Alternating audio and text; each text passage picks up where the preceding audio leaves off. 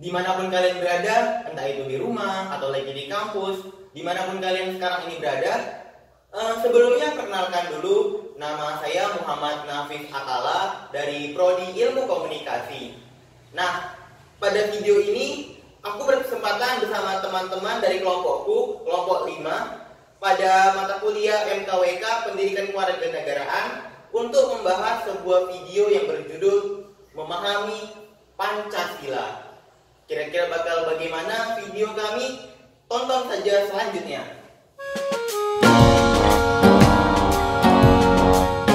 Sebelum kita masuk jauh lebih dalam, perlu kita garis bawahi untuk mengenal latar belakang dari terbentuknya Pancasila itu sendiri. Pancasila sendiri itu lahir dari kristalisasi kearifan lokal masyarakat Nusantara kuno yang digali oleh para founding fathers bangsa kita di awal bahkan sebelum kemerdekaan Indonesia. Berbicara mengenai Pancasila, apa sih yang teman-teman ketahui saat mendengar kata ini? Apa begitu yang terlintas di pikiran kalian? Entah itu dasar negara atau 5 pilar utama dari NKRI. Hal-hal ini adalah yang terlintas di pikiran orang awam pada kebanyakan mengenai apa itu Pancasila. Secara heuristik, ide dari Pancasila itu berakar dari sebuah ide yang sudah lama ada di dalam masyarakat Nusantara kuno, yaitu ide mengenai gotong royong, di mana sebuah komunitas secara komunal dan kolektif itu berinisiatif untuk berkontribusi terhadap perkembangan masyarakat dan komunitasnya. Bersumber dari gotong royong, sebab itulah Pancasila yang kita kenal sebagai 5 dasar itu dapat direduksi atau disimplifikasi menjadi satu ide yang lebih simpel, yaitu Eka Sila. Nah, mengapa tadi sebelumnya saya katakan dapat direduksi atau katakanlah diperas menjadi lebih intisarinya yaitu gotong royong? Ya karena memang begitulah sumber aslinya yang orisinil dari Pancasila. Nah, berbicara mengenai sebuah bangsa dan negara, Pancasila itu hadir sebagai the way of life, sebagai tuntunan dan junjungan hidup sebuah warga negara dalam kehidupan berbangsa. Indonesia yang merupakan negara yang berdiri di atas ribuan pulau, ratusan etnis, berbagai macam sistem kepercayaan, betapa banyaknya potensi untuk diintegrasi, kita memerlukan sebuah pemersatu, baik itu secara ideologi maupun aplikasi dalam kehidupan sehari-hari. Dalam hal ini saya merujuk pada penggunaan bahasa Indonesia dan yang tadi Pancasila. Ketuhanan yang Maha Esa merupakan bunyi dari sila pertama dari Pancasila yang bertujuan untuk memberikan kebebasan kepada setiap individu masyarakat Indonesia untuk memeluk agama sesuai dengan kepercayaan mereka dan beribadah sesuai agama, juga menimbulkan toleransi kepada agama lain. Ketuhanan yang Maha Esa sendiri mengandung arti keyakinan bangsa terhadap adanya Tuhan sebagai Sang Pencipta. Bangsa Indonesia merupakan bangsa yang religius. Setiap individu berhak memeluk agama sesuai kepercayaan masing-masing, tetapi tetap saling menghormati dan tidak ada diskriminatif antara umat beragama. Sebagai negara majemuk dengan beragam suku, ras, agama, dan juga golongan, Indonesia menjadi negara paling rawan terjadinya konflik SARA. Perbedaan pandangan antara kelompok masyarakat di suatu wilayah menjadi pemicunya perpecahan di antara mereka. Oleh karena itu, sering adanya penyimpangan terhadap sila pertama, antara lain seperti tidak ada sikap toleransi terhadap sesama, adanya gerakan radikal kelompok tertentu yang mengatasnamakan agama, perusakan tempat ibadah, dan juga fanatisme yang anarkis. Salah satu konflik antar umat beragama yang pernah terjadi di Indonesia adalah kerusuhan Poso.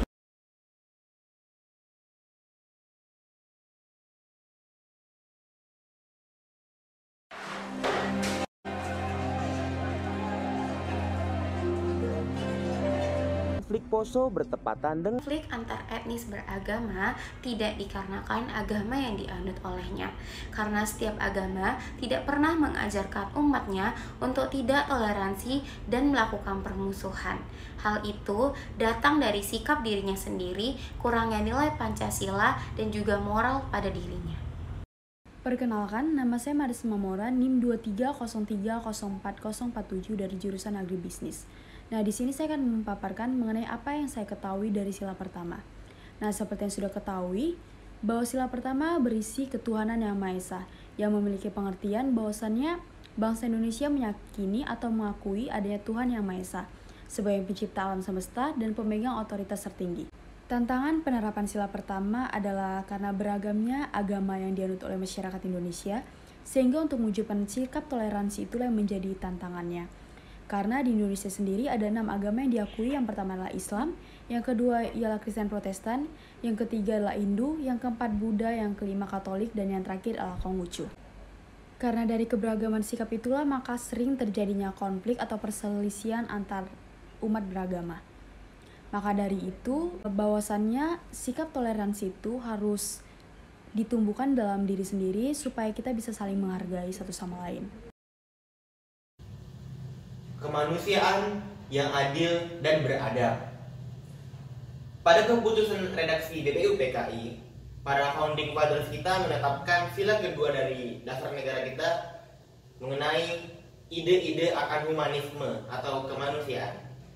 Humanity pada peradaban barat itu berkembang dimulai pada akhir masa Renaissance.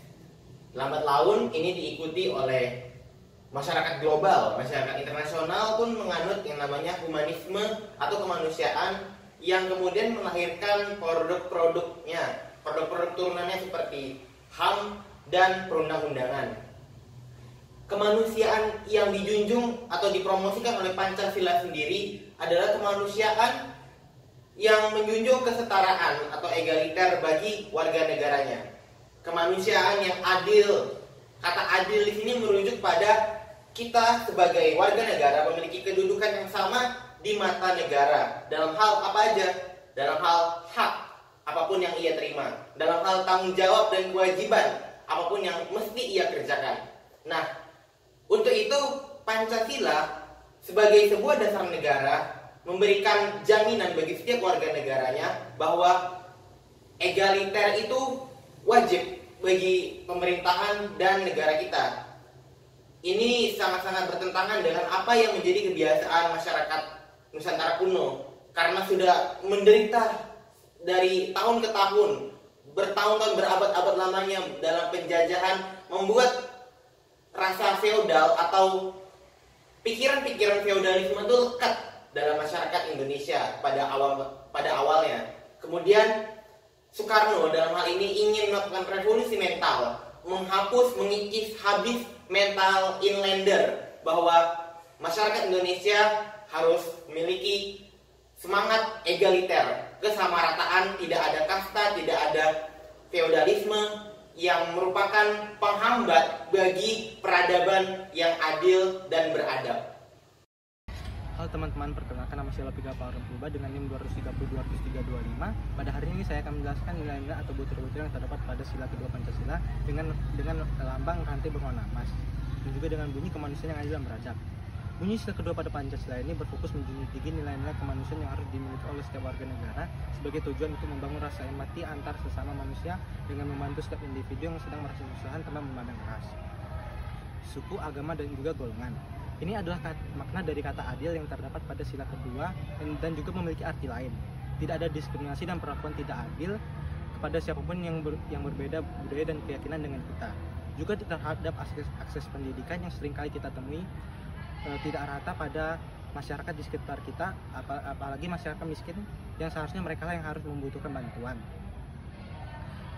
Ada juga kata beradab yang tercantum pada sila kedua dengan arti bahwa kita harus sadar akan keadaan orang lain yang sedang mengalami kemalangan dan juga membantu semaksimal mungkin dengan harapan mengubah keadaan orang tersebut menjadi lebih baik. Bertindak juga berarti dengan sopan dan juga menghormati norma-norma sosial.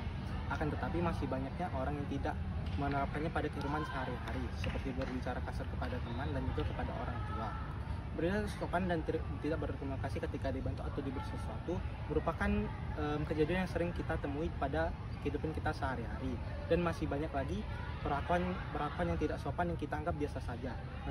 Padahal ini sangat menyayangkan karena ini sangat mencerminkan moral kita. Apalagi di generasi muda ini seringkali kita temui pada setiap aspek kehidupan kita ataupun pada teman-teman kita. Setiap masalah yang saya sebutkan tadi tidak mudah untuk diselesaikan dalam waktu yang singkat. Akan tetapi dengan adanya kesadaran masing-masing dalam membangun semangat saling membantu sesama serta mengedepankan keberadaban dan menunjung tinggi nilai-nilai kesetaraan dapat membantu kita menerapkan nilai kedua pada Pancasila di kehidupan kita. Sekian dari saya, terima kasih. Perkenalkan, nama saya Morina Artawidia dengan NIM 2313011124 dari Prodi Psikologi. Di sini saya akan menjelaskan pengamalan Pancasila pada sila ketiga.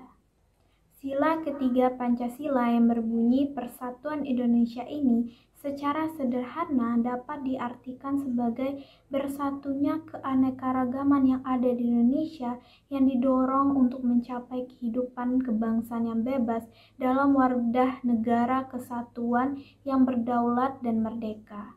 Diterangkan oleh Hanafi dalam Jurnal Ilmiah Pendidikan Pancasila dan Kewarganegaraan, sila ketiga Pancasila ini awalnya lahir dari konsepsi Bung Karno yang dinamakannya sebagai kebangsaan Indonesia atau nasionalisme. Awal perumusan sila ketiga ini ditujukan sebagai penyimbang dalam paham internasionalisme dan konteks sejarah, yaitu bangsa Indonesia yang tumbuh dan berkembang dalam suatu proses sejarah. Nah, dalam pengamalan Pancasila ini, kita dapat mewujudkannya dalam perilaku-perilaku seperti berikut. Pertama, kita dapat menghormati dan menghargai keragaman budaya yang ada di Indonesia dan tidak menghina budaya lainnya. Kedua, kita dapat menghormati hak setiap orang untuk hidup bebas dan merdeka tanpa mendapatkan perilaku diskriminasi apapun. Ketiga, kita dapat memprioritaskan kepentingan bersama dibandingkan dengan kepentingan pribadi. Dan yang keempat, kita dapat senantiasa untuk selalu menjaga kesatuan dan persatuan antar masyarakat. Halo semuanya, perkenalkan nama saya Miranda Mela Putri Utapea dengan NIM 230905077. Di sini saya akan menjelaskan tentang Pancasila poin ketiga, yaitu Persatuan Indonesia. Ada pula Pancasila, sila ketiga yaitu berlambang pohon beringin. Pohon beringin dipilih sebagai simbol karena dapat mencitrakan kekuatan, keabadian, dan kesatuan yang kokoh, seperti akar yang menyatu dan tumbuh bersama. Pohon beringin melambangkan kerjasama, solidaritas, serta keberagaman yang bersatu dalam satu kesatuan yang utuh. Persatuan Indonesia adalah kita sebagai masyarakat, kita harus menjadi bersatu. Satu yang dimaksud dalam sila Pancasila ketiga ini, yaitu kita tidak terpecah-pecah dan harus menjadi satu. Indonesia dikenal dengan berbagai macam suku, ras, dan budaya. Namun kita harus tetap menjadi satu dan tidak boleh terpecah-pecah. Karena dengan bersatu, kita bisa memenuhi tujuan negara Indonesia untuk melindungi seluruh masyarakat Indonesia dari peperangan dan perpecahan. Adapun dalam kehidupan sehari-hari, kita bisa menggunakan bahasa Indonesia. Selain kita berbeda-beda ras, suku, dan budaya, di Indonesia ada berbagai bermacam bahasa-bahasa daerah. Dengan adanya bahasa Indonesia adalah menjadi bahasa persatuan kita dan cara kita mengkomunikasi dengan sesama lain. Seperti yang ada dalam teks Sumpah Pemuda. Selain itu, kita juga bisa mencintai produk kita dengan kita memakai dan melestarikan kebudayaan kita dan memakai produk dalam negeri. Hal ini dilakukan supaya masyarakat Indonesia makin maju dan saling membantu sesama lain. Dan adapun perbedaan, contoh selagi kita di sekolah, kita harus menggunakan seragam untuk menunjukkan kalau tidak ada perbedaan dan derajat karena disatukan dengan seragam sekolah. Dan saya harap kamu telah mengamalkan sila Pancasila sila ketiga. Karena kita sebagai bangsa Indonesia memiliki beragam macam suku, budaya, dan ras. Dengan itu, kita harus bersatu. Dengan bersatu, kita bisa menggapai tujuan dan cita-cita negara. Terima kasih dan dilanjutkan oleh kawan saya. Halo semuanya, nama saya Marisa dengan NIM 2302000133. Saya berasal dari Fakultas Hukum, Prodi Ilmu Hukum. Di sini saya akan menjelaskan tentang sila keempat dalam Pancasila. Seperti yang kita ketahui, sila keempat berisi tentang kerakyatan yang dipimpin oleh hikmat kebijaksanaan dalam permusyawaratan perwakilan dengan simbol kepala banteng. Sila ini mengandung prinsip demokrasi, partisipasi masyarakat, dan kebijaksanaan dalam pengambilan keputusan. Menurut saya, sila ini berkaitan dengan pengertian pada sistem pemerintahan yang melibatkan partisipasi publik dan juga permasalahan pada pelaksanaan demokrasi, lalu juga pada nilai-nilai kesetaraan dan keadilan dalam masyarakat. Contoh kegiatan sehari-hari yang terkait dengan sila keempat ini adalah seperti pada partisipasi dalam pemilihan umum, diskusi publik, ataupun seperti memberikan masukan dalam musyawarah di kalangan lingkungan masyarakat.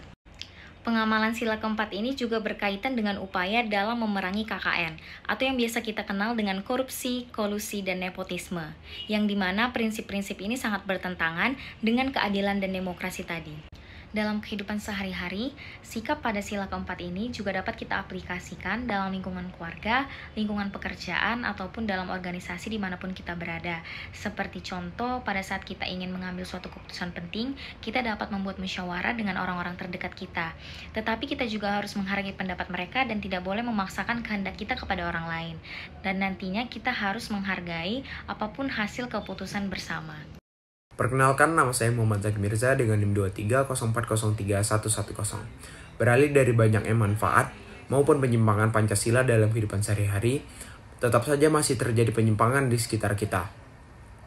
Banyak masyarakat yang hak dan kewajibannya masih belum terpenuhi di mata hukum, dan wakil rakyat yang merugikan rakyat dan negara. Padahal mereka adalah penampung dan penyalur aspirasi demi kemajuan bangsa Indonesia. Tetapi tidak sedikit juga masyarakat yang masih kurang menghormati peraturan yang telah ditetapkan oleh pemerintah.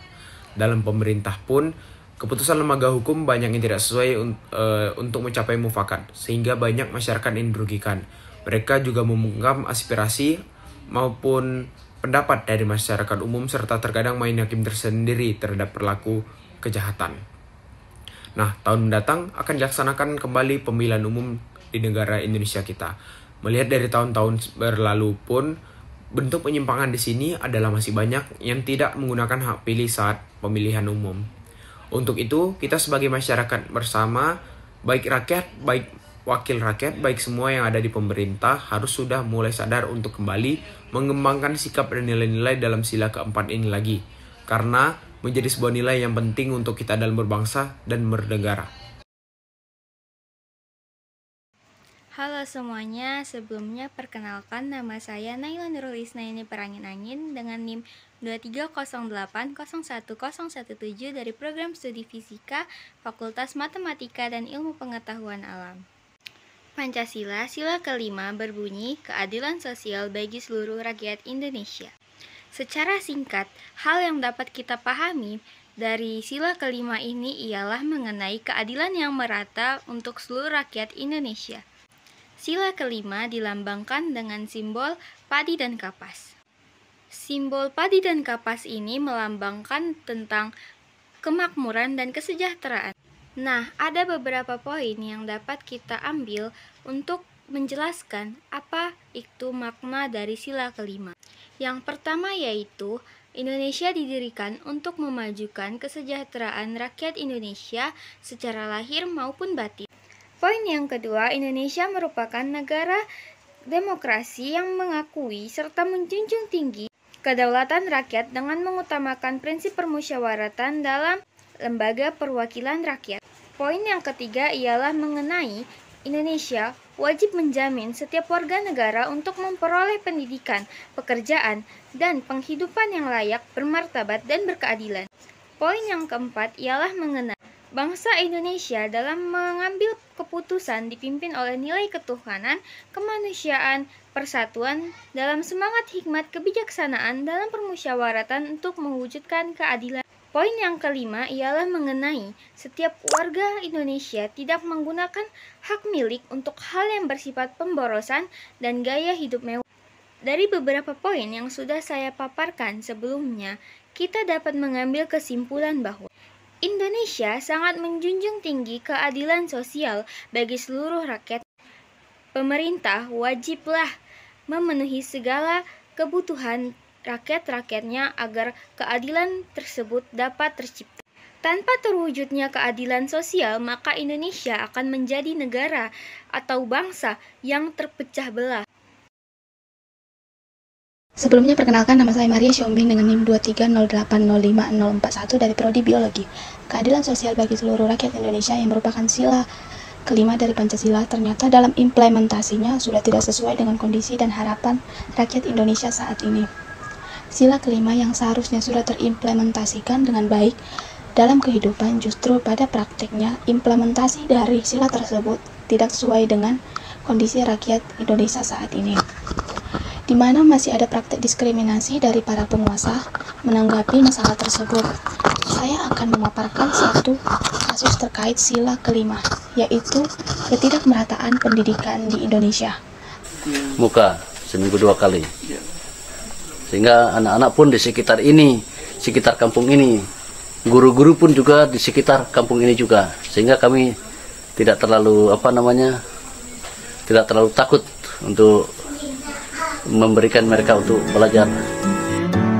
Kasus ini merupakan kasus penyimpangan terhadap nilai Pancasila pada sila kelima, karena pada hakikatnya keseluruhan warga negara Indonesia berhak atas pendidikan untuk meningkatkan kualitas hidupnya seperti yang tercantum pada Undang-Undang Dasar 1945 Pasal 28C ayat 1 yang menyebutkan bahwa setiap warga negara berhak mengembangkan diri melalui pemenuhan kebutuhan dasarnya, berhak mendapatkan pendidikan dan memperoleh manfaat dari ilmu pengetahuan dan teknologi, seni dan budaya, demi meningkatkan kualitas hidupnya, dan demi kesejahteraan umat manusia, serta yang tercantum pada Undang-Undang Dasar 1945 Pasal 31 ayat 1 yang menyebutkan setiap warga negara berhak mendapatkan pendidikan.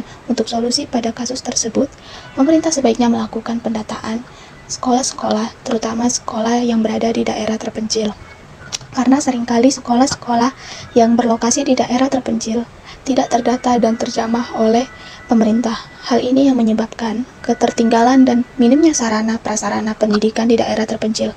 Setelah melakukan pendataan, langkah selanjutnya adalah memberikan sarana prasarana pendidikan yang terstandar sehingga tidak ada kesenjangan antara kualitas pendidikan di kota dan di daerah terpencil. Dengan demikian, hak setiap warga negara Indonesia untuk mendapatkan pendidikan yang layak dapat terwujud.